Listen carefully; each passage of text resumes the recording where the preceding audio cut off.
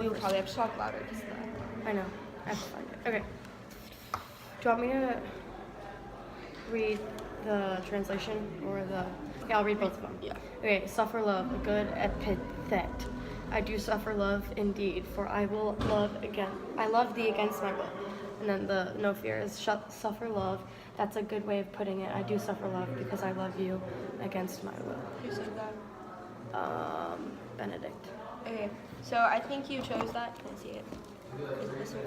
Because it kind of shows his change of perspective and how he was very like hated towards Beatrice, and then all of a sudden he was just like, I love you, I want to be with you.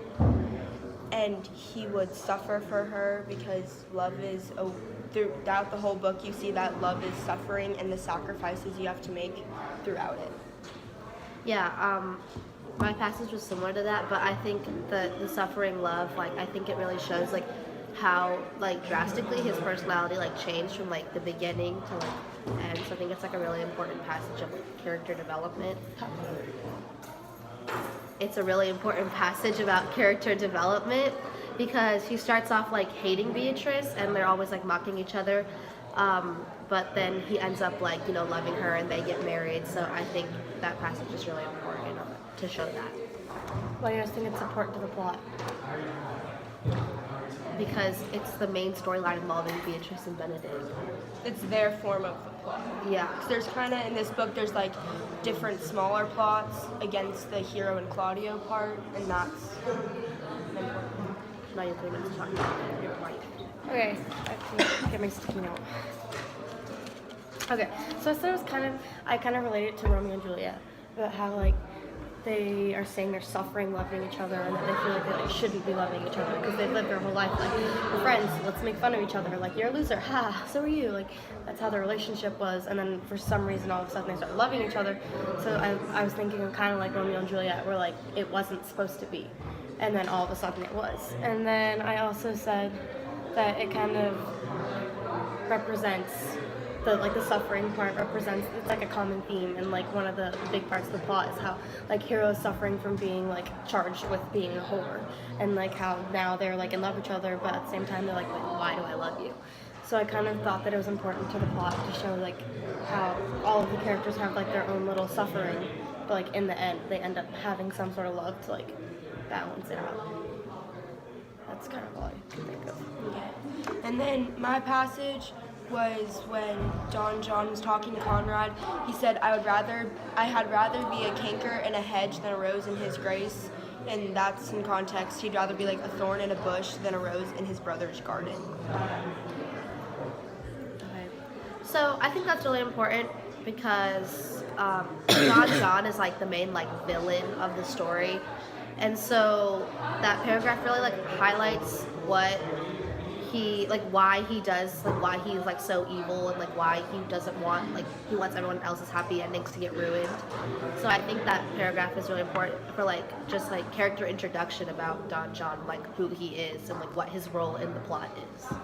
Yeah, I feel like it's also showing that like when he says he wouldn't want to be a rose in the garden, he's like saying like he wants to be the person who like sabotages everything, and he wants to like this, I don't really, what is a canker? It's like a sword that kind of you get Like, you it's know, like a, from your something that braces. sticks out. Oh, like a canker sword? Yeah, That's not in hedges, okay, whatever. but like a thorn in a okay, hedge. And yeah, it's like that. but also it's kind of like how he just wants to be the guy who like ruins everything, and that's who he wants to be. It's not like it's who he is. It's like, yeah, well, you guys have a happy ending and I don't, so let's ruin it. And like I think it kind of shows like how the character, he's one of the more static characters throughout the whole book, and he wants to just ruin people basically. I thought this passage was really important because like you said, it shows how he is, and it shows that he is everyone's second choice and like second class because he was the unwanted son. And this was kind of like Cinderella in a way, how the stepsisters, and then there was always Cinderella, and they like did everything bad to her, except the difference here is Don John fought back. But he doesn't, the whole meaning of the passage I got from it was he doesn't want to live in his brother's shadow, and if it means that people won't like him at all, like he doesn't care. Like you said, he has the very like negative attitude, and he just doesn't care. And this provides like explanation for the whole plot, which was Hero and Claudio's wedding and their love, and it's why he wanted to sabotage it, because if I can never have love, they can never have love. If I will never be wanted, then you won't be wanted. Okay. So my passage was Act 2, Scene 3, when Benedict is talking about how he doesn't understand how men can like fall in love and get married. So he says, I do much wonder that one man, seeing how much another man is a fool when he dedicates his behaviors to love, will, after he hath laughed at such shallow follies in others, become the argument of his own scorn by falling in love, and such a man as Claudio.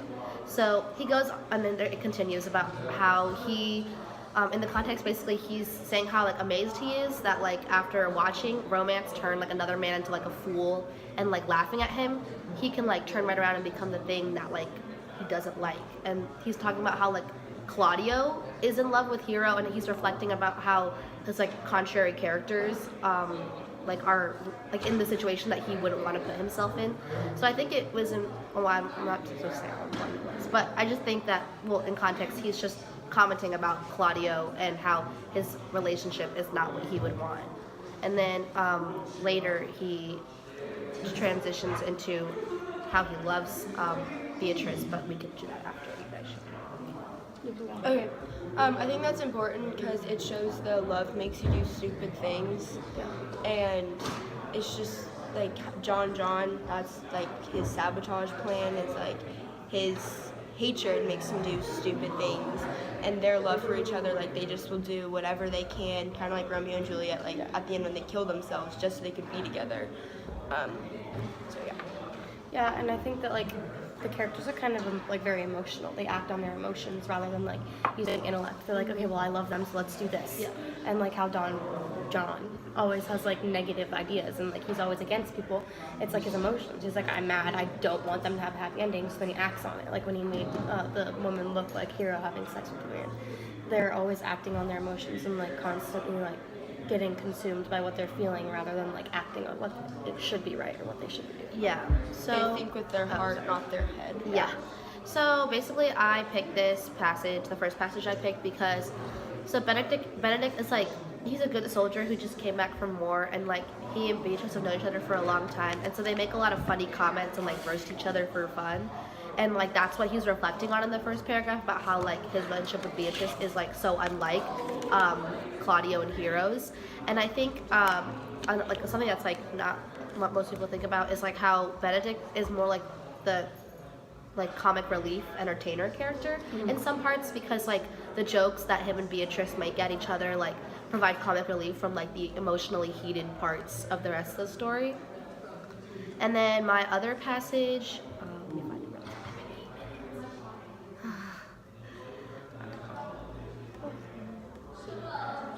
We can just talk. You can talk about this.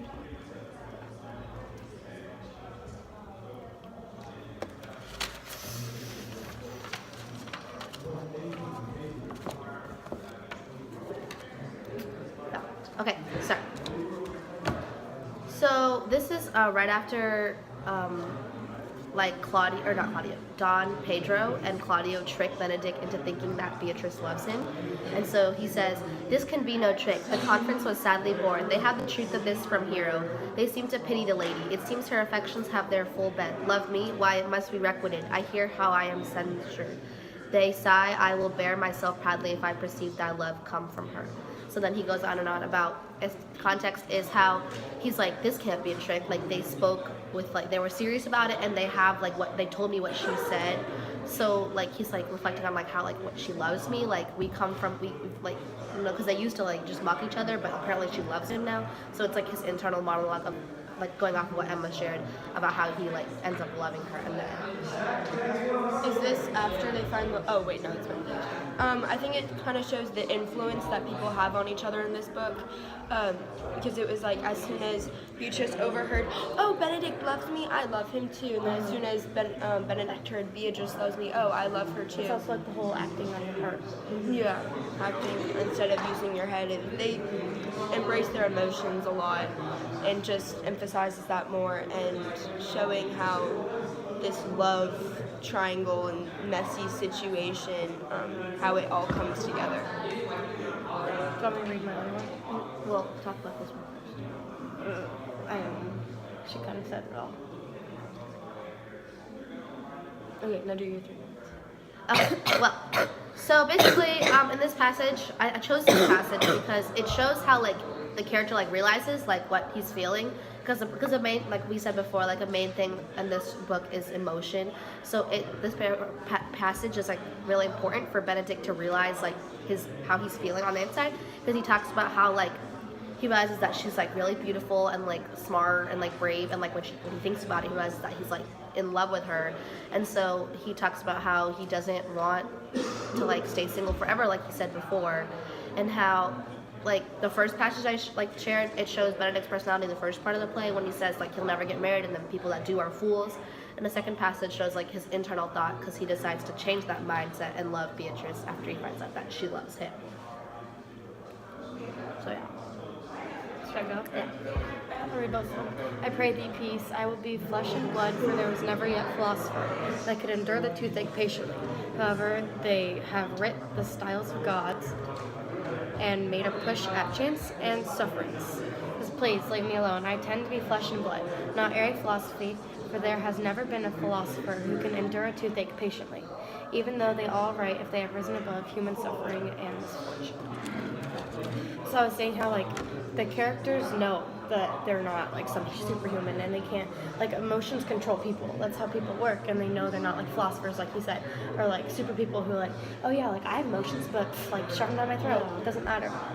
So you guys can respond. I don't know. I think it kind of shows that even though they're like the main characters of the story and stuff, it's like showing the other characters, I guess, that they're normal people. They feel the same things, they suppress the same emotions, and I feel like they have the pressure that they can't act upon their emotions, even though they do, just because of like Leonardo's leadership role as like the governor, and he can't really show like to emotion, and his daughter's hero, right? Yeah, and his daughter's hero, so she needs to look like put together and have a good appearance so other people see them as a good family rather than a total mess with the whole Claudio, Pedro, and the Margaret sex in the bedroom trick before the wedding.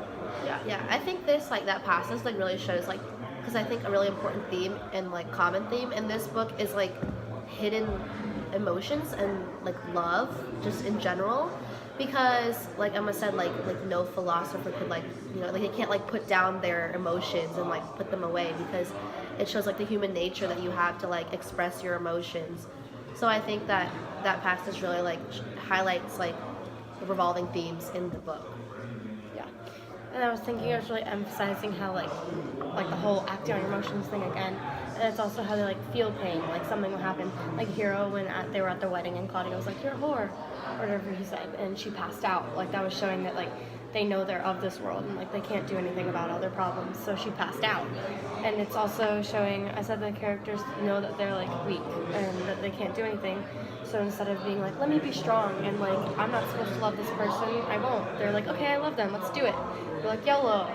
And then I was also saying they want to pursue the lives they have rather than trying to, like, make their lives better when they know they're, like, stuck in their situations. Okay, so we can do some optional open dialogue with the text and ideas and questions raised during the first part of the protocol.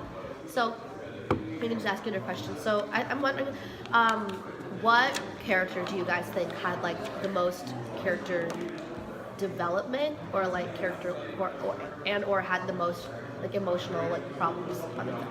I think there were two characters I think that developed the most, was Benedict and Beatrice, because a lot of them pretty much were static characters. Like, even Hero and Claudio, like, they just remained the same. Like, oh, we're gonna get married, oh, problems happen, we're getting married anyways. And they didn't really come out of that situation different people.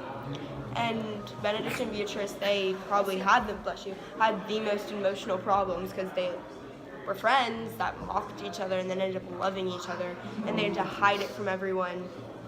But then that led them to change and, I guess, be kind of better people, less mockery. I would say the same thing, but also Beatrice and Benedict had to be, like, pushed because like when they found the love letters and all that stuff, they had to be pushed to become like different. Otherwise, they would have tried to hide everything and act like everything was normal and like nothing had changed. They don't love each other because they didn't want people to know, since they didn't want people to know they had changed.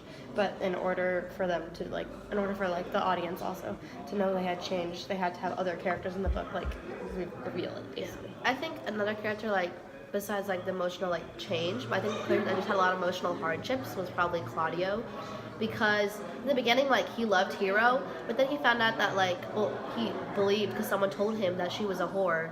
So now he's like trying to, like, he's like, well, I'm not gonna marry this girl anymore. So I think he had a lot of like internal conflict that we didn't see, but we could probably see if like the show was acted out, because like, you know, he went from loving this girl to like, then now apparently she's like a whore, and obviously he doesn't want to marry her if she's a whore. So I think it really showed that, you know, internal struggle that we didn't really see. I think Claudio was very gullible in a way, because he knew Hero, he was in love with her, and he trusted other people on something that was not true. And I think it shows that like maybe they weren't really in love, because he, as soon as Leonardo was like, oh, she has a cousin, looks exactly like her, pretty much the same person, he was like, great, I'll marry her. Walks into the wedding like not knowing her, and we find out it's Hero, because like, of course, but he doesn't know that, and he's just willing to throw away his future life with Hero, and like he hardly even like mourned for her when she died. So it kind of shows that it was more of a political act of marriage than actually love between them. Because like Claudio was like at war all the time, so I don't even know how him and Hero kind of fell off. And like Leonardo had money and beautiful daughter. So. How do you guys think like the minor characters like impacted the story? Like, what was their effect? Like minor characters like the policeman, or like Margaret, the two Baracchio and his like friend. Well, Baracchio had a huge impact, and Margaret, because they were the ones that tricked Claudio. But I feel like that honestly, it had to be them, because it showed their innocence to the whole situation. Because Baracchio was just like, oh, okay, like Margaret, like I'm in love with her, so sure. And like at the end of the story, it shows that Margaret didn't even know what she was doing. So it kind of shows that like love makes you do stupid things. Yeah. Like, he was protecting them. Baracchio was protecting the both of them, so he did it. Yeah. And he didn't know that how much of an impact it would have on someone else's relationship. Like right here, Baracchio said, I'll just read the note here. He says, Prince, I won't wait for my trial. Listen to my story and let the Count kill me now. I tricked your own eyes. These stupid fools have uncovered what you and all your wisdom could not. They heard me confess to Conrad how Don John, your brother, prompted me to slander Hero, how you come to the orchard and saw me making sexual advances toward Margaret, who was disguised as Hero, how you disgraced Hero when you should have married her. They recorded my crimes, and I would rather die than have to retell this shameful story. The lady has died because of the false accusations of me and my master. I desire nothing now but a criminal's punishment. So I think that also shows like him changing, because he wanted it. Like he was like, okay, fine, like let's break up the marriage. So he had sex with, I don't remember her name, Margaret, Who was like his lover. Exactly, but they were like, okay, let's do it. Like we want to trick him, but now he's like, why did I do that? Like just kill me now. Because she died. Yeah. I think another two characters that were really important, like Dogberry and Vergis, the two policemen. Oh, Dogberry and Vergis, the two policemen.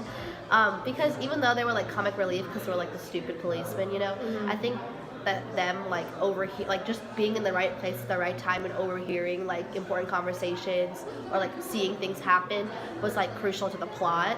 So although they didn't have any major role, like they were really good at they weren't major characters, but they were crucial to the plot. Yeah. Okay. Wait, why are you stopping?